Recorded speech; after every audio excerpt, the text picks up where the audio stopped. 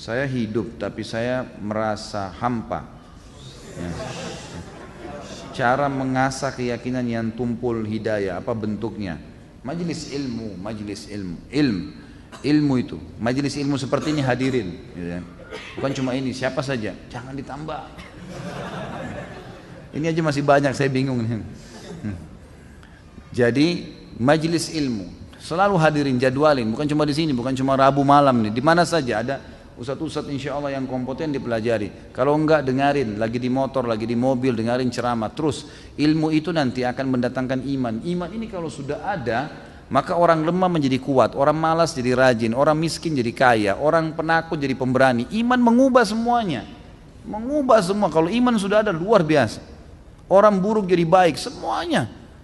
Karena iman ini, makanya dengan majelis ilmu itu yang bisa membantu. Kalau antum malas majelis ilmu susah.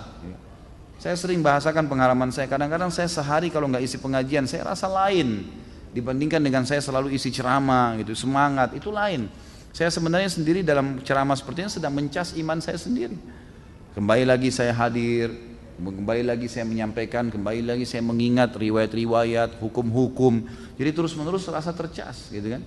Istri saya tahu, saya rasanya nggak pengen ada libur ceramah satu hari pun.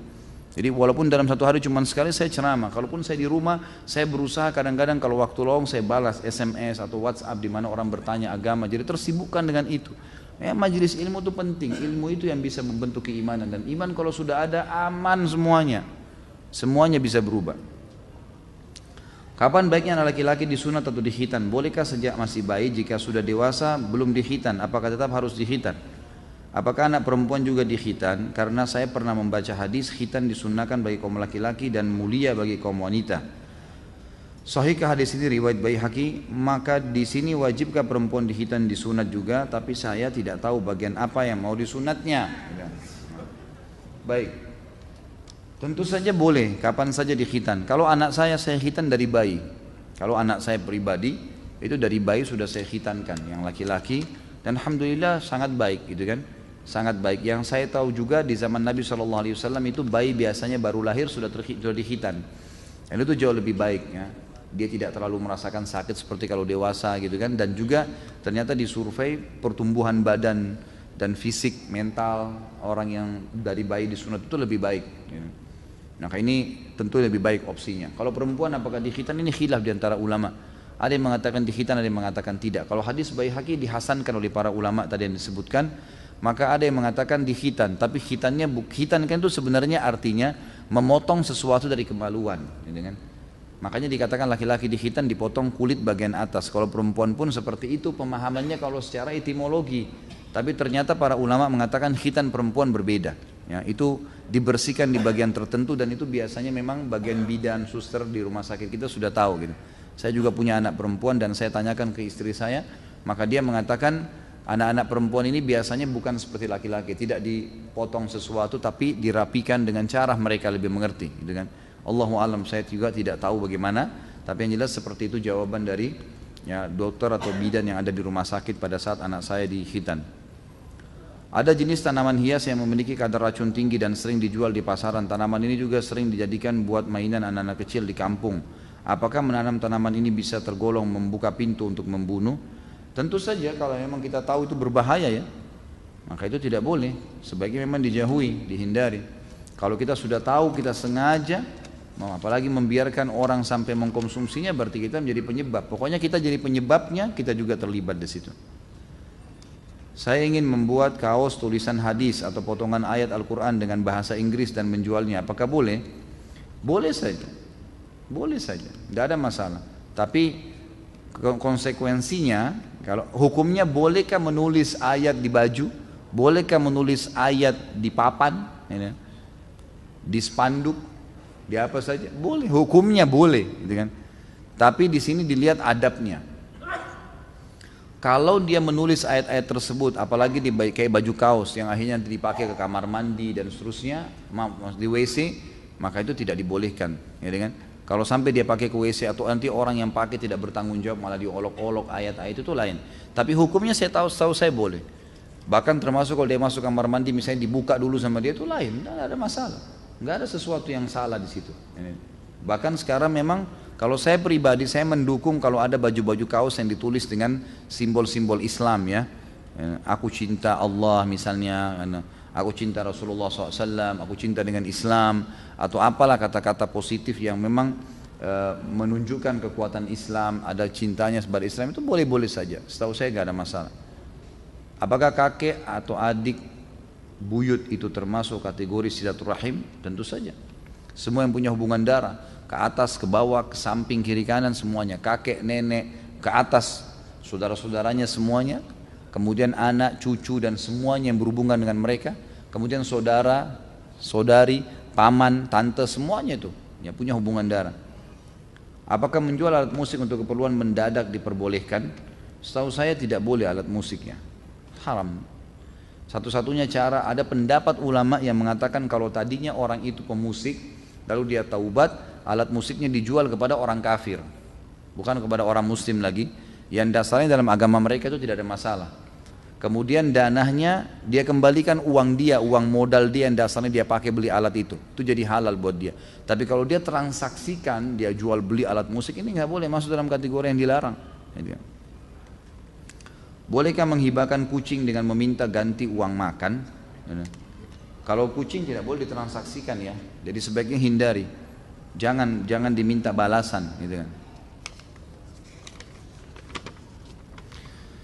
Mau tanya tentang gadai Ustadz, kalau ada yang pinjam uang dengan menggadaikan kebunnya kepada anak, nanti setelah orang tersebut belum mengembalikan uangnya, hasil panen kebun menjadi hak siapa? Tergantung kesepakatan. Kalau dia bilang ini kebun saya nilainya 100 juta, ada 100 pohon mangga misalnya, kalau dijual 100 juta, tapi saya butuh uang 10 juta, saya ambil 10 juta, ini tanah saya gadaikan, kamu boleh ambil hasil panennya, kata pemilik kebun, ya sudah, itu berarti halal. Tapi kalau sekedar digadaikan saja tanpa ada kesepakatan, maka tidak halal, tidak boleh dipakai tanah itu, tidak boleh diambil hasilnya, tidak boleh disentuh, gadai. Dan perlu diingat, saya sudah pernah jelaskan, transaksi dalam Islam ada dua macam, ada transaksi jasa yang sifatnya memang ini saham akhirat, ini investasi akhirat, nggak ada urusannya dengan keuntungan. Hutang dan gadai nggak boleh bertambah, tidak boleh bertambah ini. Utangin orang nggak boleh bertambah, itu jasa akhirat, investasi akhirat. 100 ribu ya 100 ribu balik, sejuta ya sejuta balik. Nggak ada juga begitu. Kalau dia gadein sawahnya tadi 100 juta, dia ambil utang 110 juta, jatuh tempo setahun dia belum bayar, kita punya hak untuk menjual kebun itu, gitu kan? Kemudian kita mengambil uang kita 10 juta saja, 90 kembaliin ke dia, jangan disita semua, haram itu, nggak boleh. Ada investasi yang boleh kita ambil keuntungan, investasi bisnis, kesepakatannya persentase dari keuntungan, bukan dari modal. Karena kalau dari modal jadi riba. Ini uang saya 100 juta ya, kamu putar silahkan. Saya mau tiap bulan 5% dari modal saya, ini riba, nggak boleh. Saya mau 10%, nggak boleh, penentuan langsung dari modal. Dia tidak mau tahu keuntungan, untung atau rugi, itu nggak boleh. Tapi kalau persentase global dari keuntungan, ini 60, 40 ya, saya 60, kamu 40, tapi dari keuntungan, nah, itu boleh, halal. Termasuk kerugiannya ditanggung bersama, sesuai dengan persentase yang disepakati. Jadi kalau perusahaan rugi, maka yang punya saham 40% nanggung 40%, yang punya 60% menanggung 60% gitu. Hukum menerima uang tip adalah haram. Berikan penjelasannya Ustaz. Ini seperti saya lagi ujian ini. Dan bagaimana bila uang tip tersebut kita ambil terus kita sedekahkan ke teman kita atau kita berikan makan untuk kita berikan kepada orang miskin. Perhatikan ya, tip itu sesuatu yang dikasih sukarela, itu baru halal. Tapi kalau Anda bahasakan tip ini hasil muka masam atau berusaha untuk membuat orang takut akhirnya orang bayar, haram, nggak boleh. Haram itu. Kalau orang kasih memang karena kita jasa, lagi kerja di rumah makan, kerja di satu tempat, parkir, kemudian dikasih dari dia sukarela, itu halal. Boleh dibeli makanan, boleh ditransaksi, halal. Karena itu sedekah dari orang. Tapi kalau dengan cara paksa nggak boleh. Apabila terjadi peperangan dua negara yang terjadi bukan karena sebab membela agama, bagaimana hukum tentara yang mati dibunuh dan yang membunuh? Tentu saja kalau dia muslim dan dia membela karena kebenaran ada di situ, dan yang benar adalah yang benar di mata Allah, maka dia mati syahid. Karena disepakati oleh para ulama, jihad itu dilakukan bisa ekspansi, bisa pertahanan, dan juga ada satu keadaan yang insidental. Pernah terjadi di zaman Abbasiyah, beberapa ulama dikumpulkan oleh khalifah karena terjadi peperangan antara musuh. Wilayah Cina cekcok dengan sebagian wilayah Rusia, peranglah mereka. Di perbatasan Abbasiyah, dua-duanya ngirim surat minta tolong dibantu. Maka khalifah kumpulin ulama, ini kita apain nih sekarang? Bagaimana nih? Kita bantu atau enggak? Umumnya ulama waktu itu mengatakan enggak usah, ikut-ikutan biarin aja. Mereka kafir kok, biarin aja mati sendiri. Tapi ada satu orang yang ditanya waktu itu, kalau tidak salah, waktu itu yang ditanya adalah salah satu dari ulama, ya saya ragu namanya, tapi lebih baik saya tidak sebutin. Salah satu dari ulama yang hadir di situ. Kemudian dia ditanya, bagaimana pendapat anda? Dia bilang, setahu saya Amir Mu'minin, jihad disyariatkan untuk membela kebenaran. Dan anda pada saat sudah diminta tolongin walaupun orang kafir, anda tahu mana yang benar, salah satunya anda harus bantu yang membela, yang benar itu. Menurut agama kita, karena orang yang sedang terzalimi misalnya, kita tahu itu benar dalam agama kita. Dan pasukan yang membela itu mati syahid. Walaupun dia sedang membela orang-orang non-muslim, sehingga perang antara mereka karena kita sedang membela kebenaran di situ. Apa faedah bagi orang yang mengerjakan puasa sunnah Zulhijjah dari tanggal 1 sampai tanggal 9? Sudah saya sebutkan, ini kan hari-hari di mana yang lebih baik daripada jihad di jalan Allah, gitu kan? Dan sekarang kita tanggal 16 September ini masuk tanggal 2 Zulhijjah kalau kalender Indonesia, gitu kan? Karena kita lebaran tanggal 24. Inilah hari-hari emas yang sudah saya jelaskan.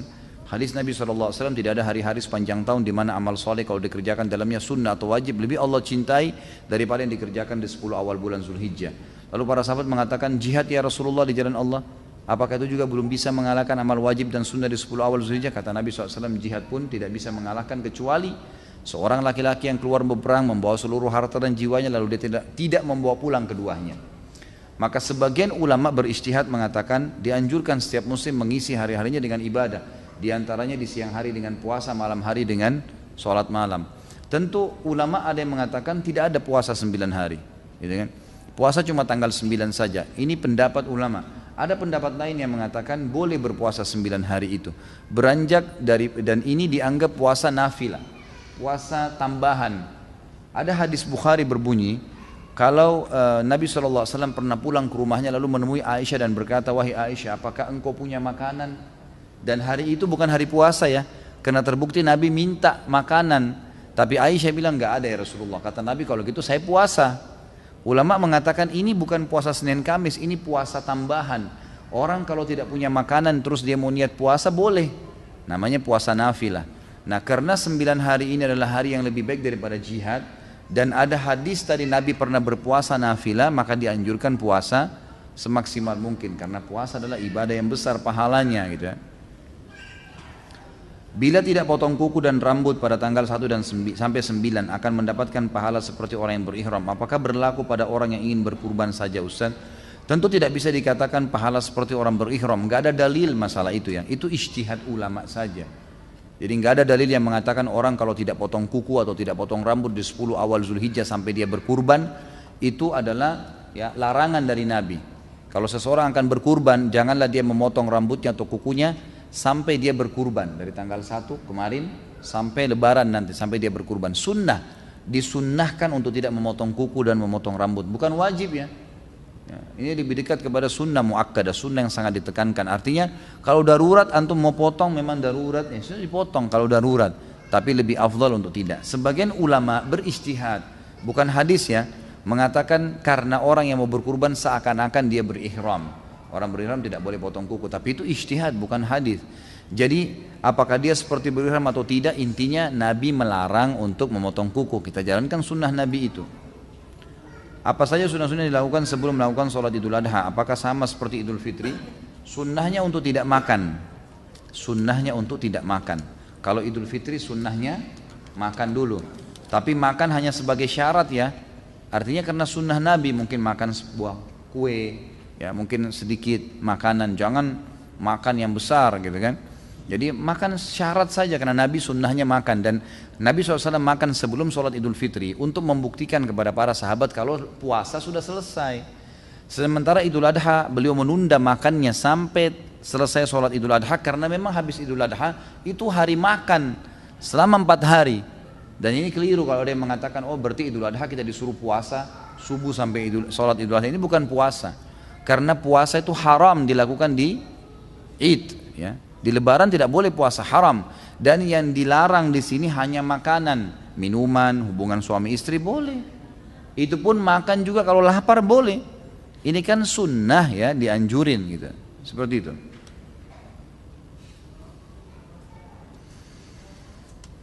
Habib itu apa Ustadz?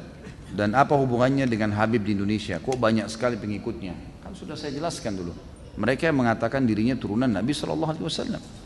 Dan kalau saya pribadi ditanya apakah benar mereka turunan Nabi, saya mengatakan iya.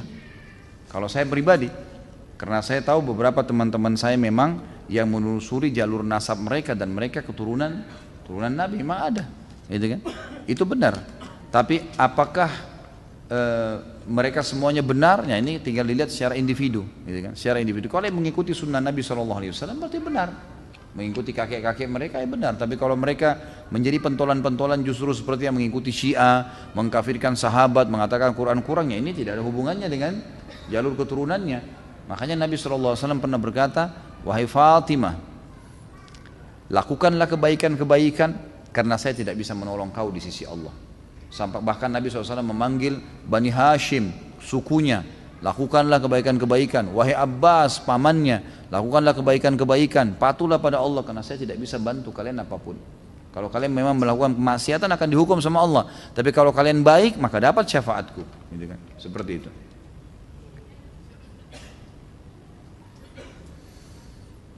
Afwan Ustaz, pertanyaan saya di luar tema. Dari tadi di luar tema.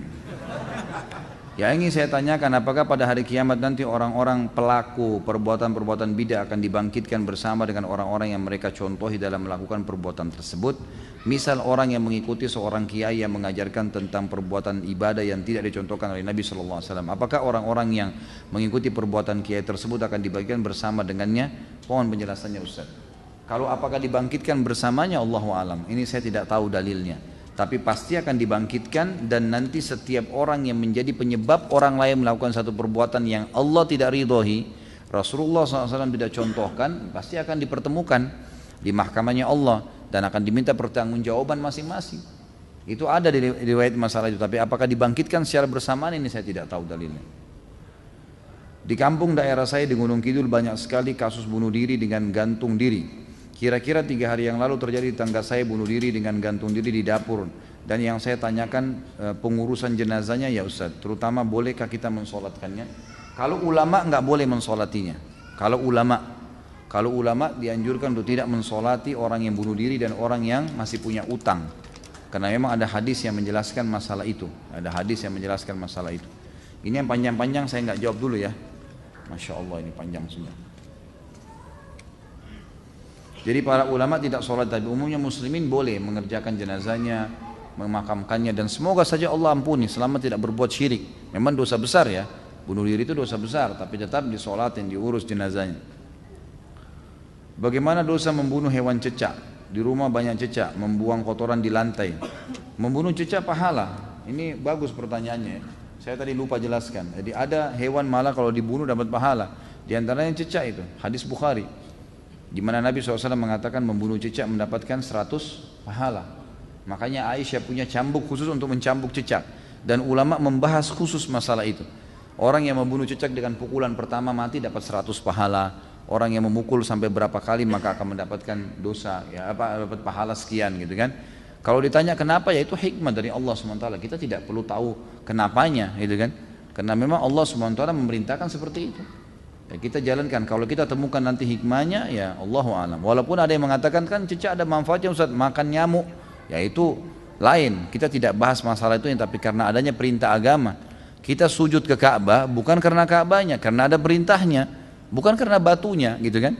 Nabi Khidir membunuh anak yang sedang dia temuin di jalan bukan karena dia benci anak itu, tapi karena perintah Allah dari situ. Lain. Kita masuk di kancah peperangan membunuh orang kafir bukan karena orang kafirnya, tapi karena perintahnya. Kita disuruh mendakwai seseorang dan kita disuruh membenci keyakinannya, bukan individunya, bukan fisiknya. Maka itu perintah Allah Subhanahu wa taala. Kita puasa tidak makan ya memang kena perintah Allah, walaupun bukan karena kita benci makanan itu. Jadi difahamin ya. Amalan apa yang dicontohkan Nabi SAW 10 pertama Zulhijjah? Ini sudah saya jelaskan tadi. Saya mau tanya, apabila kita tidak sempat sholat sunnah qobliyah di masjid, lalu saya kerjakan setelah sholat wajib di rumah, hukumnya gimana Ustaz? Boleh saja, asal bukan setelah, sebenarnya boleh ya, hukumnya secara global boleh. Kalau anda sudah sering melakukan amal-amal sunnah ini, misalnya sholat qobliyah rutin dikerjakan, qobliyah duhur, ya, qobliyah asar, kemudian apalah ya, qobliyah subuh yang dikenal dengan sunnatul fajr, itu kalau sudah rutin dikerjakan, kemudian satu waktu kita masuk masjid sudah iqamah, maka di sini ulama sepakat mengatakan bolehnya dia kerjakan setelah sholat wajib tersebut, walaupun itu waktu dilarang.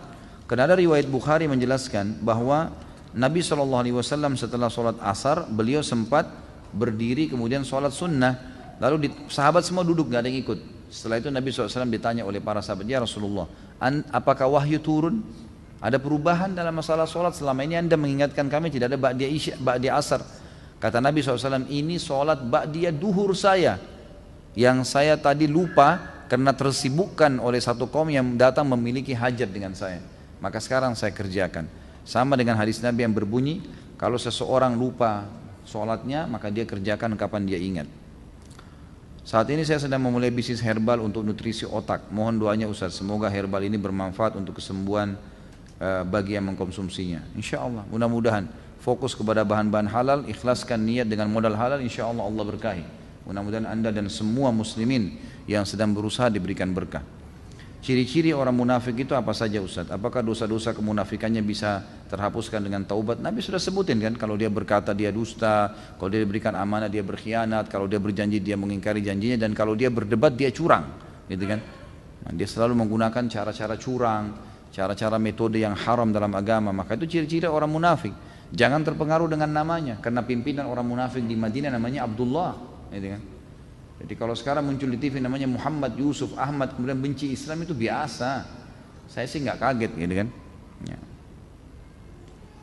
Jika seseorang meninggal di hari Jumat, apakah bebas dari siksa kubur? Iya, jawabannya iya. Memang itu ada hadis sahih riwayat Bukhari menjelaskan masalah itu. Ini teman-teman yang minum, maaf tadi ada saya lihat yang minum dengan tangan kiri ya, itu tidak boleh dalam agama Islam. Anda dianjurkan minum dan makan dengan tangan kanan, karena kata Nabi SAW, janganlah kalian makan dan minum dengan tangan kiri, karena syaitan makan dan minum dengan tangan kiri. Saya pernah hadir di majelis ilmunya Syekh Utsaimin rahimahullah, seorang ulama yang luar biasa. Setiap habis sholat tarawih kalau Ramadan waktu beliau masih hidup, itu beliau di lantai 2 Masjid Haram selalu duduk buat halaqah, dan yang beliau bahas ayat yang tadi dibaca oleh imam. Jadi 30 hari Ramadan itu 30 juz tamat Al-Quran tafsirnya, luar biasa gitu. Dan beliau selalu sebutkan ilmu-ilmu. Nah satu waktu saya pas hadir, saya tidak tiap hari tentunya hadir, pada saat itu sempat saya hadir beberapa kali alhamdulillah. Begitu beliau hadir, beliau bilang, saya kemarin sebutkan syair, siapa yang bisa sebutin? Ada satu orang angkat tangan, saya syekh, angkat tangan pakai tangan kiri. Kata syekhnya, karena kau angkat tangan kiri saya nggak kasih kamu kesempatan menjawab. Mestinya juga kan sunnah Nabi tangan kanan. Lalu ada anak kecil yang pakai tangan kanan lalu dikasih kesempatan menjawab. Jadi sampai pada tingkat itu para ulama mendidik kita untuk membiasakan menerapkan sunnah Nabi SAW. Jangan biarkan makanan dan minuman untuk syaitan. Karena kalau kita dengan tangan kiri atau lupa baca bismillah itu diambil oleh dia, oleh syaitan itu. Jangan dikasih, itu musuh kita. Mengenai sunnah dalam berkurban, apakah Rasulullah meniatkan atau membeli hewan kurban untuk setiap istri-istrinya dan anak-anaknya? Ini enggak ada riwayat khusus menjelaskan masalah itu. Tapi Nabi SAW tadi saya bilang pernah mengatakan ini untukku dan umatku yang belum menyembelih. Setahu saya ulama fikih mengatakan lebih afdal difahamin bahwasanya kurban itu ibadah individual. Jadi kalau misalnya suami punya uang, istri juga punya uang, masing-masing punya tabungan, sampai pada Idul Adha dan mereka cukup membeli hewan kurban, maka dua-duanya wajib mengerjakannya. Jadi secara individu, jangan karena suami sudah kerjakan istrinya menganggap gugur, itu nggak boleh. Ya. Mohon nasihatnya Ustaz, saat ini usia saya 27 tahun dan sedang ikhtiar mencari istri. Ana mencoba meminta bantuan teman-teman yang sudah menikah namun qadarullah belum dapat. Kemudian ana mencoba ikut biro jodoh online. Akan tapi yang menawarkan diri untuk ta'aruf kebanyakan janda. Yang masih gadis malah nggak ada respon. Ya. Sedangkan orang tua anak menginginkan anak menikah dengan gadis, dan anak sendiri juga lebih srek dengan yang gadis, terutama yang bercadar. Mohon nasihatnya Ustaz. Saya mau nasihatin apa kira-kira? Ya ikutlah, di sini ada teman-teman buka pendaftaran gitu kan. Nggak usah online, di pengajian kita insya Allah ada pendaftaran, dan setahu saya teman-teman laporin ke saya itu kalau akhwatnya sudah lebih banyak mendaftar daripada ikhwah. Ya, jadi lebih banyak sekarang akhwat sudah banyak mendaftar siap menikah, dan insya Allah masih gadis. Ini mudah-mudahan ada jodohnya ya. Dosa apa saja yang seorang muslim terancam kekal di neraka? Tolong dijelaskan. Jadi mati dalam keadaan kafir, syirik, munafik ya. Kemudian membunuh seorang muslim ya secara sengaja tadi orang mukmin, itu yang disebutkan murtad dari agama. Selain daripada itu Allah alam yang saya tahu tidak ada yang kekal di neraka. Tidak ada, insya Allah diampuni oleh Allah Subhanahu Wa Taala. Bab sihir ini nanti pertemuan akan datang. Nanti bab yang ketiga insya Allah masalah sihir. Nanti baru bertanya masalah sihir. Minggu kemarin Anda bertanya cuma Anda rasa belum mengena di intisari pertanyaan. Jadi saya jelaskan dari pokok pertanyaannya. Bagaimana hukumnya orang yang mengatakan istilah sunnah Rasul yang populer di masyarakat di malam Jumat adalah penghapusan istilah. Ini kan sudah dijelasin. Yang dimaksud pertanyaan di sini bukan amalannya Ustaz, tapi kata secara etimologisnya, bahasa. Seolah-olah kata sunnah Rasul itu hanya diidentikan dengan hubungan suami istri. Padahal sunnah Rasul ini kan banyak, ada memanjangkan jenggot, tidak isbal. Apakah orang yang mengatakan istilah kata sunnah Rasul tersebut sebaiknya kata tersebut tidak digunakan? Sebenarnya hadis ini sudah saya katakan, saya pribadi nggak menemukan hadis itu. Saya nggak menemukan hadis itu masalah orang berhubungan biologis di malam Jumat, tapi yang ada hari Jumat. Kalau masalah memang orang mau menjalankan hubungan suami istri di hari Jumat dan malam Jumat itu sudah dianggap hari Jumat, maka boleh dia mengatakan oh ini karena sunnah Rasul, boleh, nggak ada masalah. Kalau masalah dikatakan identik sunnah Rasul dengan biologis, ya memang benar, karena itu kan memang sedang menjalankan sunnah Rasul. Tapi bukan berarti menutup perilaku-perilaku yang lain. Sholat sunnah juga benar, memelihara jenggot juga benar. Semua yang kita lakukan adalah sunnah Rasul. Sama halnya kalau orang bilang pelihara jenggot itu sunnah Rasul, benar. Sebagaimana dia katakan hubungan biologis dari Jumat sunnah Rasul, karena memang itu semua ada hadisnya kan. Berarti memang sunnah Rasul, tidak ada sesuatu yang salah di situ. Bagaimana hukum membunuh binatang tanpa hak seperti berburu untuk senang-senang? Apakah termasuk dosa besar? Kalau dia berburu niatnya untuk makan itu halal. Tapi kalau dia berburu hanya untuk membunuh hewan sembarangan itu nggak boleh, haram itu. Surah Al-Maidah menjelaskan masalah itu. Jadi hewan ayat 4 ya menjelaskan tentang kita bolehnya mengkonsumsi, boleh menggunakan anjing berburu, boleh berburu bila yang kita buru itu adalah hewan-hewan yang dimakan. Allah suruh makan, artinya hewan yang halal untuk dimakan. Selain itu tidak boleh. Jadi kalau hanya senang-senang apa saja hewan yang dilihat, main ditembak saja sembarangan, itu nggak boleh dalam Islam. Ya. Terkait dosa besar menjerumuskan jiwa ke dalam kematian, apakah kontrasepsi ini sudah tadi ya? Masalah KB, baik. Di samping rumah Anda ada tanah kosong, pemiliknya sudah meninggal dan tidak mempunyai ahli waris, dan tanah tersebut tidak ada yang mengurusi selama 30 tahun. Bolehkah tanah itu ditanami dan hasilnya bagi-bagi tetangga? Sebaiknya jangan, itu tanah syubhat, jauhi. Jangan, tidak usah. Ya, insya Allah ada rezeki beli langsung sayur jadi, nggak usah repot-repot tanam. Karena itu bahaya, syubhat ya. Apakah merokok termasuk membunuh? Iya, membunuh itu haram. Saya kemarin live di Visual, ada satu bapak yang telepon. Dia bilang, Ustadz, saya membahas yang minggu lalu nih Ustadz. Katanya Ustadz bilang rokok itu haram begini, begitu dengan beragam dalil. Tapi kan Ustadz dari sebelum Ustadz lahir, dan saya pun lahir gitu kan, ini sudah ditahu kalau rokok itu makruh gitu. Kenapa kok sekarang tiba-tiba berubah nih? Ternyata hostnya pintar nih yang temanin saya gitu. Dia bilang, Pak sebentar, Bapak masih merokok? Dia bilang iya. Ternyata dia memang masih merokok, mencari jalan untuk membenarkan itu gitu. Jadi nggak boleh, jelas sesuatu yang bahaya lebih besar daripada manfaatnya hukumnya haram. Dan teman-teman tinggalkan udah rokok ini. Apa ini? Ya, itu waswas syaitan. Ganti dengan sesuatu yang bermanfaat. Ya, makan sesuatu yang bermanfaat. Untuk apa rokok? Apa manfaatnya? Mulutnya bau, dadanya sakit. Ya, racunnya ada berapa ratus racun di situ. Untuk apa? Manfaatnya tidak ada. Cuma sugesti saja itu. Sugesti, oh iya ini lebih percaya diri, saya tidak bisa berpikir, dan sudah sering saya jelaskan masalah itu ya. Jadi sebaiknya dijauhi.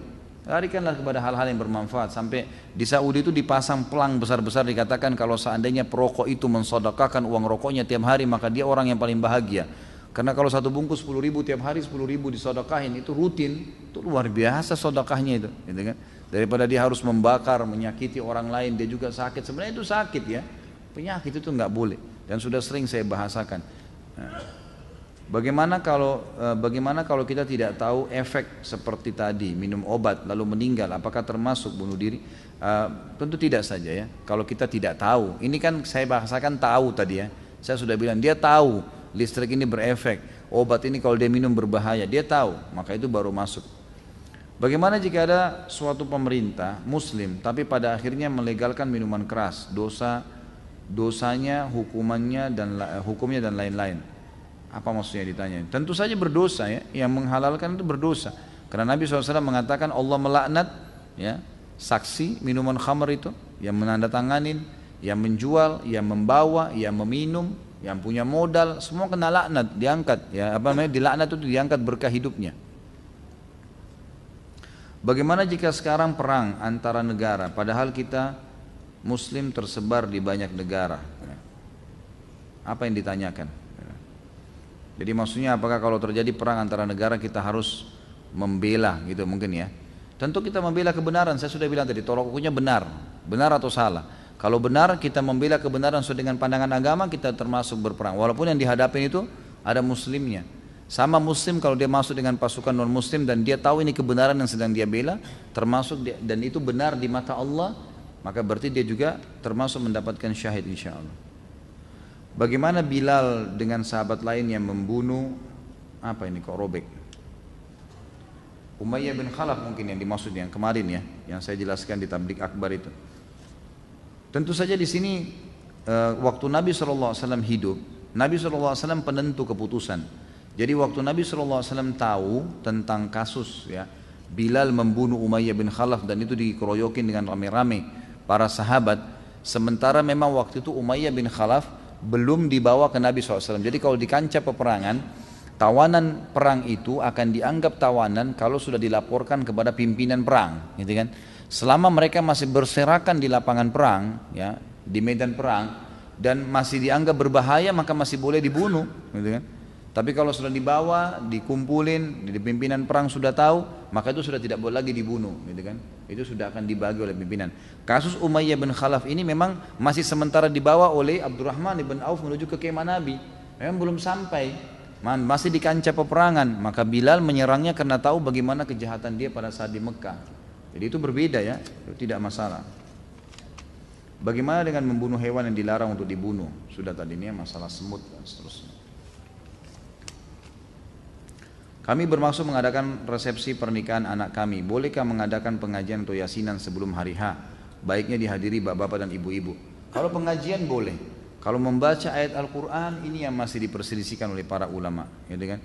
Pengajian boleh. Misalnya pengajian itu majelis ilmu untuk menjelaskan kepada calon mempelai, menjelaskan kepada keluarga-keluarga tentang bagaimana pernikahan dalam Islam, itu dibolehkan. Allahu a'lam, ini yang saya tahu. Tapi kalau membaca surah Yasin secara khusus, membaca ayat Al-Quran secara khusus, ini masih berbicara tentang masalah hukum ada dalilnya atau tidak, gitu ya. Lebih aman untuk tidak dilakukan. Jadi kita sebagai seorang muslim, setiap kali ingin melakukan satu perbuatan, jangan lakukan kecuali sudah tanya Nabi SAW melakukan seperti apa. Kita punya sejarah kok, bagaimana Nabi SAW waktu menghadapi pernikahan-pernikahan sahabat, gitu kan. Beliau sendiri pada saat menikah dengan istrinya dan para sahabat hadir, tidak pernah ada pembacaan ayat Al-Quran di rumah itu. Cuma datang Nabi SAW mengundang mereka pada saat Nabi menikah dengan Zainab, dan mereka hanya masih duduk ngobrol-ngobrol pada saat itu, dan Nabi malu menegur mereka. Turun ayat Al-Quran mengingatkan para sahabat, kalau kalian sudah datang ke acara pernikahan Nabi, maka selesai makan pulanglah, kata Allah. Itu perintah dalam Al-Quran, gitu kan. Karena Nabi malu menegur kalian, tapi Allah tidak malu mengingatkan kebaikan. Jadi itu perbuatan, itu yang kita lakukan. Contohnya Nabi SAW. Seperti dikatakan tadi bahwa syahid seorang mukmin apabila terbunuh dalam peperangan melawan kafir. Bagaimana apabila peperangan itu bukan perang fisik, melainkan perang pikiran dan politik? Contoh memerangi Jil, Syiah dan Ahmadiyah yang jelas-jelas mereka berKTP Muslim tapi tauhidnya menyimpang.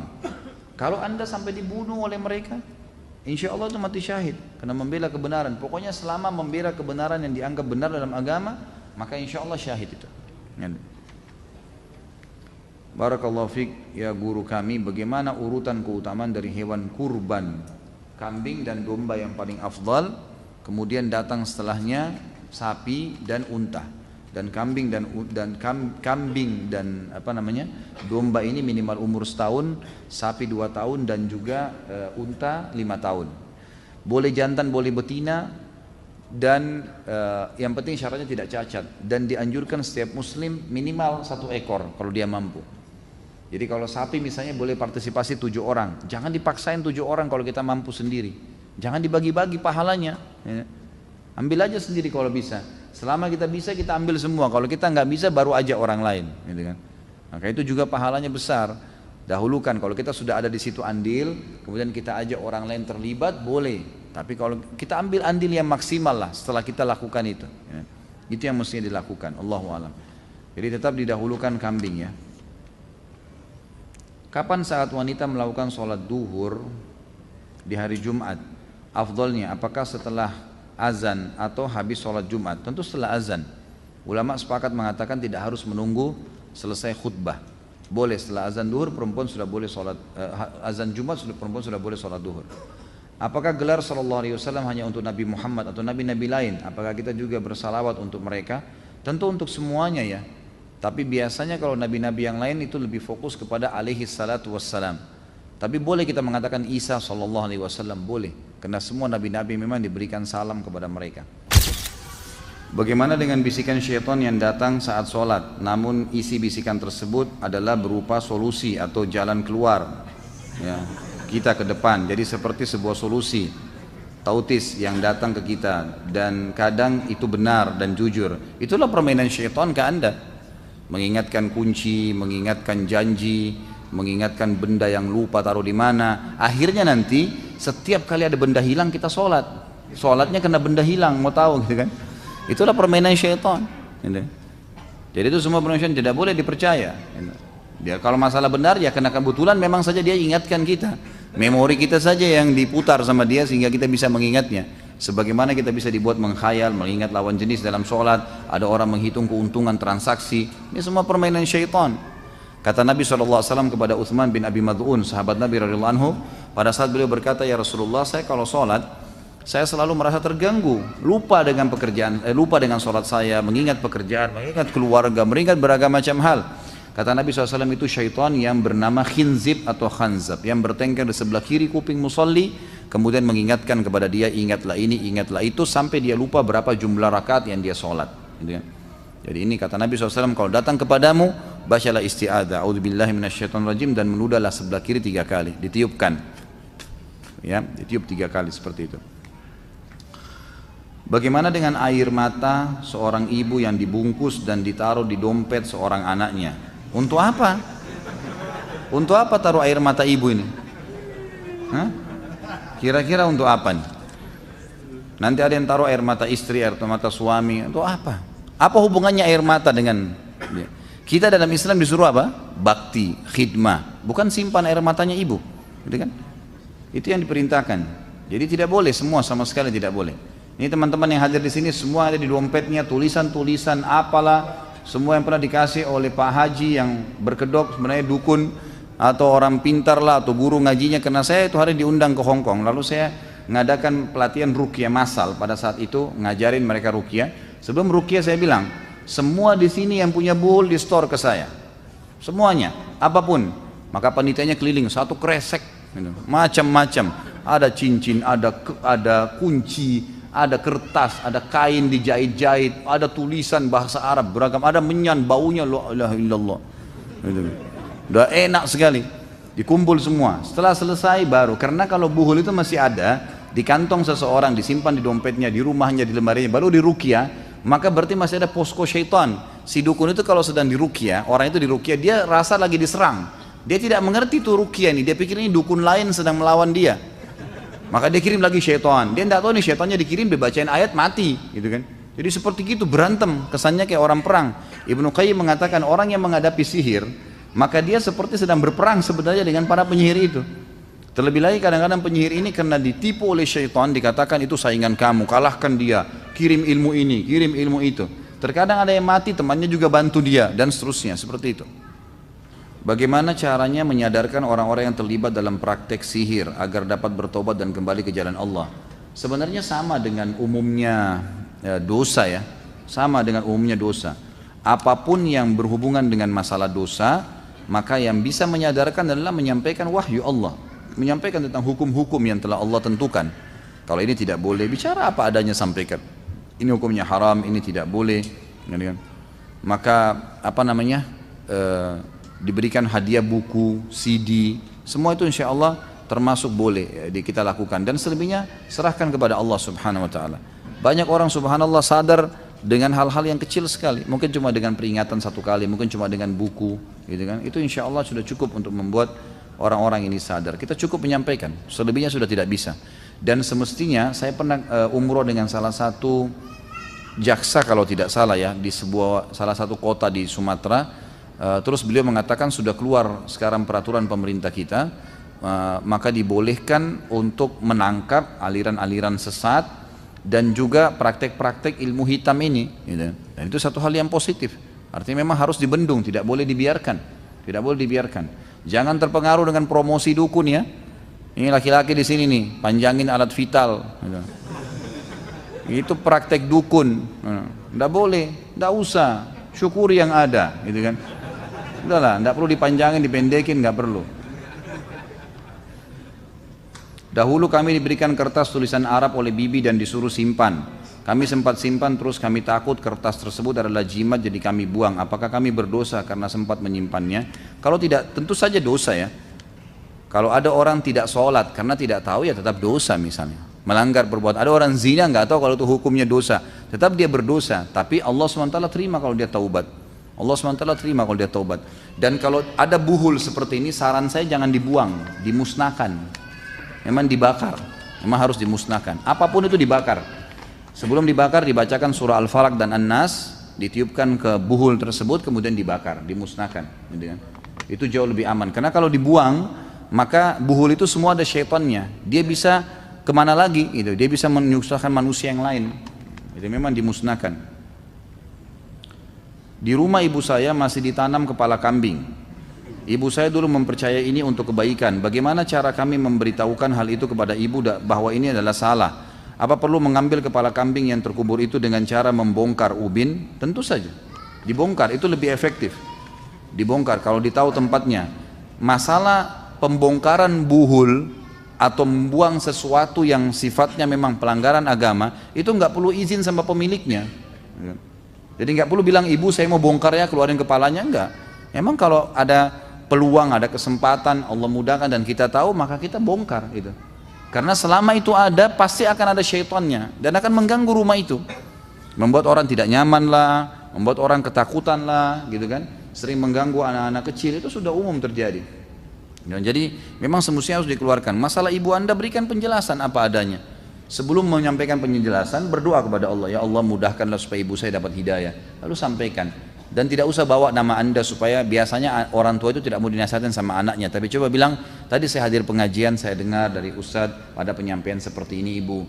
Kayaknya termasuk dulu itu buhul mungkin yang ditanamkan, khawatir nanti ada masalah-masalah. Ya, saya mungkin akan menghilangkan gitu kan. Atau cuma sekedar mengatakan, mudah-mudahan Allah ampuni kita ibu, itu salah gitu.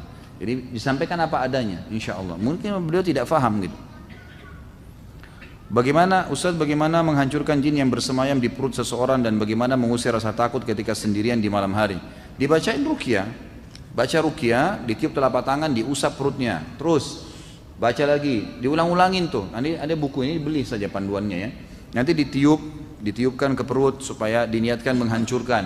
Kemudian kalau orang sudah masuk sihir ke badannya dan ada syaitan, karena pernah disihir atau pernah dia belajar, maka memang ini butuh beberapa metode ruqyah. Di antaranya dia sering mengusap tubuhnya dengan meruqyah telapak tangannya sendiri, mengusap, meniupkan. Kemudian juga yang kedua dia meminum air yang dia minum misalnya, gitu kan? Itu memang dia tiupkan ke air tersebut lalu dia minum. Boleh juga menggunakan minyak habbah sauda, ya, minyak zaitun.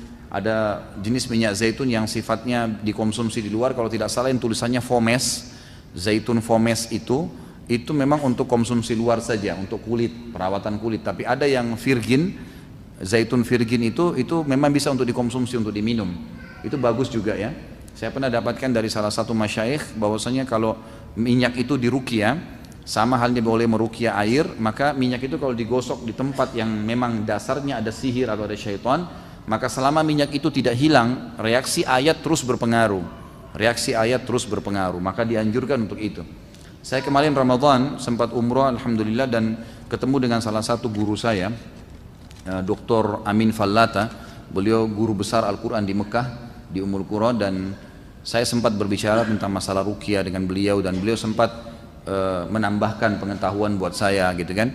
Salah satunya adalah kalau orang kesurupan atau kena sihir, maka cara efektif untuk mengetahui dia disihir oleh siapa, biasanya karena dia terzalimi, Allah memberikan dia feeling kalau ada orang yang menyihirnya. Kalau misalnya ditanya, kira-kira menurut kamu siapa yang menyihir, lalu disebutkan namanya si fulan misalnya, maka boleh seseorang peruqyah mengucapkan di kuping dia, sihirnya si fulan, sebut nama orang itu, saya minta kepada Allah agar dibatalkan, lalu membaca salah satu ayat ruqyah tentang perkataan Nabi Musa alaihissalam, majitum bihi sihru innallaha sayubtilu, ya, apa yang kalian lakukan adalah sihir, pasti Allah akan membatalkan. Diulang-ulangin, beliau mengatakan ayat itu diulang-ulangin. Pada saat dia terasa ada reaksi, berarti betul orang itu yang menyihirnya gitu kan. Tinggal sering berdoa kepada Allah agar orang itu diberikan hidayah, atau Allah SWT hukum dia gitu kan, hukum dia.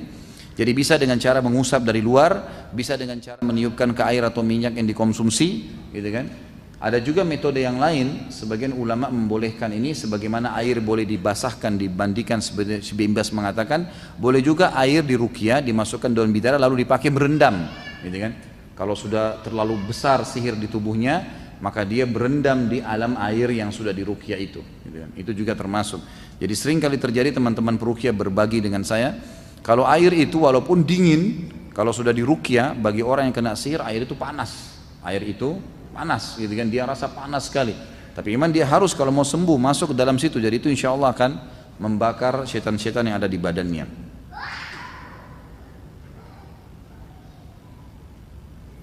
Saya pernah menemukan kasus kurang lebih seperti ini Ustaz. Seseorang ingin mendapatkan ilmu kebal, kesaktian, maka oleh gurunya ditransfer tenaga dalam dan diberikan jin muslim sebagai pendamping.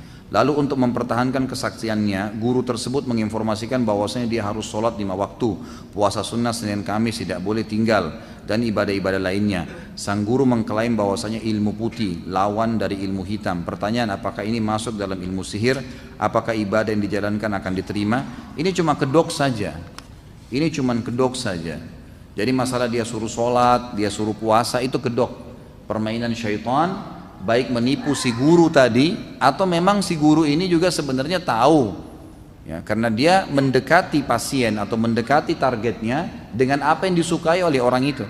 Kalau orang itu suka ibadah, sholat, diingatkan kamu harus sholat, tanpa juga dukun bilang, ya kita pasti sholat lah, Allah perintahkan gitu kan. Tapi itu ditunggangin, pastinya nanti ada hal-hal lain yang memang diberikan syarat. Mungkin minimal yang paling sering standar itu pasti diberikan tulisan-tulisan, diberikan sesuatu yang disuruh simpan di dompet tadi, ya, disuruh mengamalkan. Seperti misal ada salah satu, tadi yang saya kasih nomornya Ustadz Sahal mengatakan, saya pernah, dia bilang, Ustadz datang ke Jawa Tengah di satu pesantren, dan di pesantren itu terdiri dari ratusan murid. Saya ajarkan metode ruqyah, baca ayat ruqyah, bagaimana meniup ke telapak tangan, bagaimana mengusap tubuh. Dia bilang saya ajarkan itu. Pada saat saya praktekin ruqyah di masjid, hampir satu pesantren semuanya kesurupan di masjid, santri di pesantren gitu kan. Kata kiainya, Anda ini ajarin apa nih?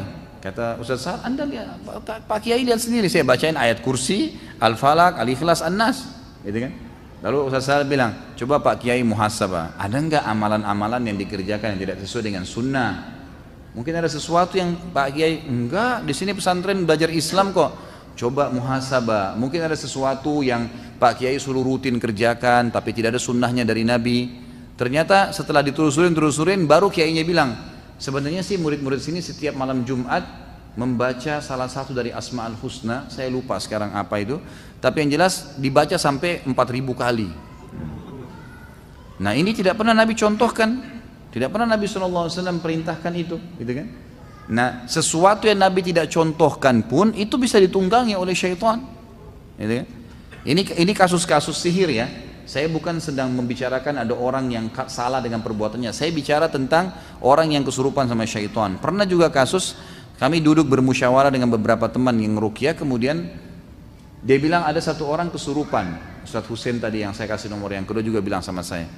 Setelah saya kesurupan lalu jinnya kesakitan minta-minta ampun, saya tanya, kamu kenapa masuk ke orang ini? Dia bilang orang ini setiap hari manggil saya 1000 kali. Emang kenapa? Apa yang orang ini bilang? Orang ini selalu bilang ya Jabbar, ya Jabbar, ya Jabbar. Ya Jabbar ini sifatnya Allah ya, yang Maha Perkasa. Tapi dibaca 1000 kali per hari. Pernah nggak Nabi ajarin? Nggak pernah. Kata jin, ini pengakuan jinnya. Jinnya bilang apa? Nama saya Abdul Jabbar. Saya masuk ke badan dia. Seperti itu. Gitu ya. Ini contoh-contoh kasus banyak sekali terjadi seperti itu pada saat ngeruqyah ya, pada saat ngeruqyah. Jadi seperti itulah kurang lebih yang terjadi. Apakah santet itu ada? Ada santet. Ada, ilmu sihir itu bagian daripada ilmu sihir, gitu kan? Ada, saya sudah sebutkan tadi, dia masuk dari bagian dari 4 jenis sihir tadi yang saya bilang. Ada memang. Dan itu memang permainan syaitan. Jadi jangan terpengaruh dengan kalau dikatakan jin muslim lah. Saya sudah bilang tadi ya, masuk dalam kategori syaitan jin yang fasik. Siapa tuh jin yang fasik? Jin yang muslim tapi masih berbuat dosa. Kan itu. Sama dengan manusia yang fasik. Jadi itu masih masuk dalam kategori syaitan. Ulama masukkan dia sama dengan jin yang kafir. Mereka syaitan. Jadi tidak ada istilahnya memelihara jin. Pernah nggak dengarkan riwayat Nabi SAW punya jin? Maksudnya Nabi lebih berhak dong, gitu kan? Itu tidak benar semuanya. Kalau emang benar ya Nabi sudah pelihara jin. Seluruh jin malah tunduk dengan beliau, gitu kan? Tapi nggak pernah. Bahkan pernah Nabi SAW mengatakan dalam hadis Bukhari, pas selesai sholat beliau mengatakan, tadi waktu lagi sholat ada syaitan yang berusaha mengganggu saya. Ini syaitan bodoh ini. Dia nggak tahu kalau ini Nabi. Kata Nabi SAW, dia berusaha mengganggu saya, lalu saya mencekiknya, menangkapnya. Nabi tangkap dengan hikmah Allah SWT. Lalu kemudian saya tiba-tiba teringat permintaan saudaraku Sulaiman yang berkata kepada Allah, ya Allah karuniakanlah saya kerajaan yang tidak layak untuk orang sesudah saya. Kalau tidak karena kalimat itu saya akan ikat dia di pohon di Madinah agar anak-anak kecil Madinah mempermainkannya. Jadi memang ada interaksi sama syaitan, itu ada. Mereka menggoda, mereka ini dan seterusnya. Ustaz, dahulu saya pernah ikut pengajian di mana di situ diajarkan kepada jamaahnya dengan amalan yang berbeda-beda seperti zikir-zikir tertentu. Misalnya si fulan mau membuka usaha baru, punya permasalahan tertentu yang ustadznya memberikan amalan berupa zikir-zikir tertentu dengan jumlah yang ditentukan, atau sholat malam dengan niat tertentu yang tidak ada contohnya atau sunnahnya, dan sebagian dari jemaahnya seakan-akan merasakan manfaat dari amalan tersebut. Bagaimana menurut pandangan syariat tentang pengajian tersebut? Tentu saya sudah bilang ya, jangan selamanya karena itu bentuknya seakan-akan ibadah lalu kita mau menjalankan begitu saja. Gitu. Kita harus tahu memang harus ada landasannya. Nabi SAW diutus memang untuk itu, ya, untuk mencontohkan ibadah, dan beliau tidak meninggal kecuali sudah menyampaikan semua. Nggak ada lagi yang kurang, gitu kan? Kalau ada zikir yang Nabi SAW tentukan, misal istighfar, saya beristighfar 70 sampai 100 kali, penentuan jumlahnya, penentuan lafadznya, maka kita kerjakan. Si ustadz menuntun, itu nggak ada masalah. Tapi kalau kayak tadi misalnya menggunakan Asmaul Husna, mengucapkan sampai 4000 kali misalnya, dari mana pernah sunnahnya nih? Gitu. Ini harus diperbaiki, tidak boleh. Gitu kan? Karena para ulama mengatakan ada dua dosa. Ada dosa syahwat, dosa diikuti dengan syahwat seperti zina, mencuri, riba dan seterusnya. Ada dosa yang syubhat, ini bahaya nih. Dosa yang orangnya tidak tahu kalau dia buat dosa, itulah perbuatan bid'ah, perbuatan syirik. Mereka nggak tahu kalau mereka sedang buat dosa. Gitu kan? Jadi ini harus lebih hati-hati.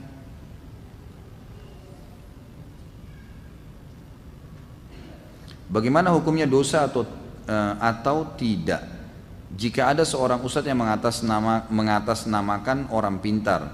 Ustadz itu sering meramal kakak saya masalah kehidupan, bahwa kakak saya akan menikah 3 kali. Kakak saya sering ketergantungan sama ustadz itu untuk membaca kehidupannya dan selalu minta tolong kalau ada masalah. Bagaimana cara menegur kakak saya dan supaya jangan tersinggung dalam kedangkungan dengan Pak Ustadz itu? Ini bukan ustadz, ini dukun, gitu kan? Semoga Allah berikan hidayah, dan saya tentu tersinggung kalau ada ustadz mengatasnamakan seperti ini. Nah, bagaimana caranya mengaku ustadz kemudian bisa meramal? Nabi SAW mengatakan orang yang mendatangi peramal, penyamun, tidak diterima sholatnya 40 hari. Nggak bisa, walaupun dia mengatakan dia ustadz, walaupun dia mengatakan dirinya kiai, nggak benar ini, gitu kan? Nggak benar. Dan itulah target daripada syaitan-syaitan, daripada dukun, supaya dia ketergantungan seperti tadi, bertanya dan seterusnya.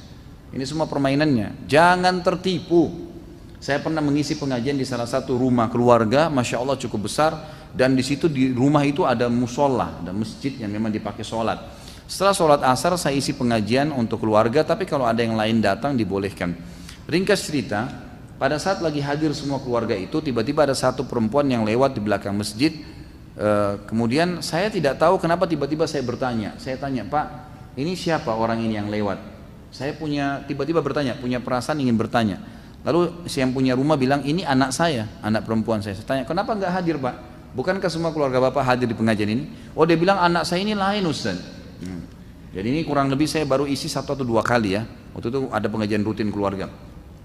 Terus kemudian saya tanya, kenapa lain, Pak? Dia bilang anak saya ini sering kedatangan ruh kakek kami. Ruh kakeknya si anak ini, berarti orang tuanya si bapak ini gitu. Terus dia bilang sering datang malam Jumat, dan kemudian waktu dia bilang kemudian, saya bilang sebentar Pak, saya yang lanjutin kisahnya, gitu kan. Kaget dia, kok bisa Ustadz tahu? Ya, saya coba sampaikan ya. Sebab ini yang dialami anaknya bapak sudah sering, semua Ustadz tahu kalau dia faham sunnah Nabi. Anak bapak ini diganggu oleh syaitan yang mengaku sebagai kakeknya.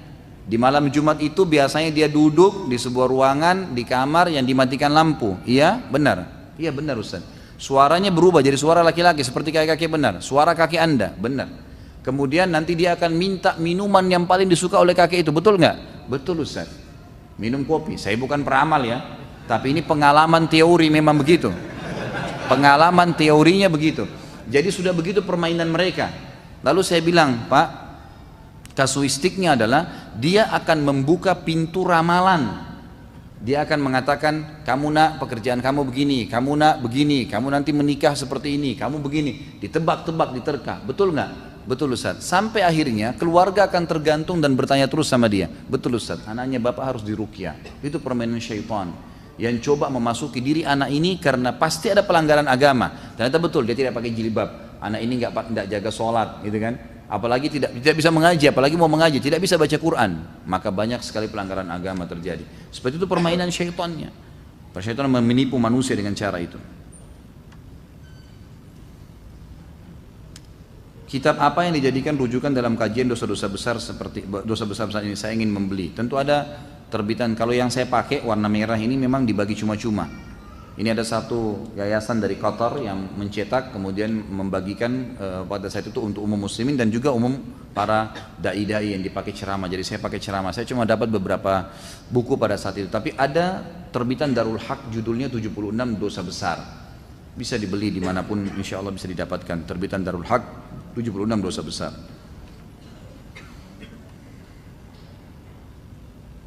Dalam pekerjaan saya di lapangan, bila memulai suatu aktivitas di suatu daerah, masyarakat setempat seringkali meminta untuk menyembelih hewan meskipun sudah diberikan penjelasan mengenai syirik. Mereka seringkali ngotot dengan mengatakan yang akan melakukan penyembelihan adalah seorang imam masjid dan tetap mengucapkan bismillah. Biasanya perusahaan akhirnya memutuskan untuk memberi sejumlah uang dan tutup mata dengan apa yang mereka lakukan.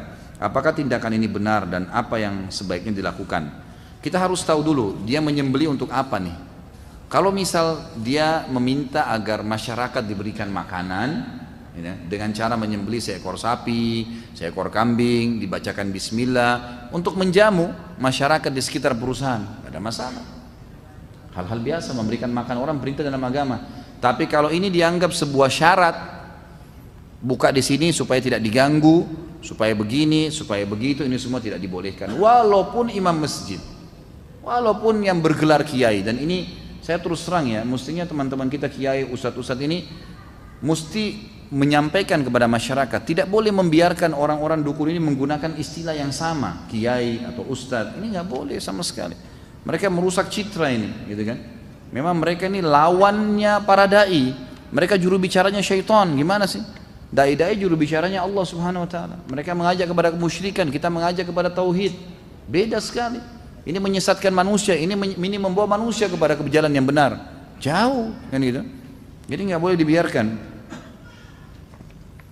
Bagaimana hukum memakai pelaris yang didapat melalui zikir-zikir yang dibacakan melalui media air yang disebarkan ke sekeliling toko? Sama, nggak boleh. Nggak ada pernah contoh dari Nabi SAW. Tidak pernah ada contohnya, maka jangan dikerjakan. Nggak usah, saya sudah tuntun tadi. Caranya, modalnya halal, produk yang dijual halal, jauhi sistem yang haram. Nggak boleh ada riba, nggak boleh ada gharar, merugikan salah satu pihak, nggak boleh manipulasi. Udah jalani bismillah.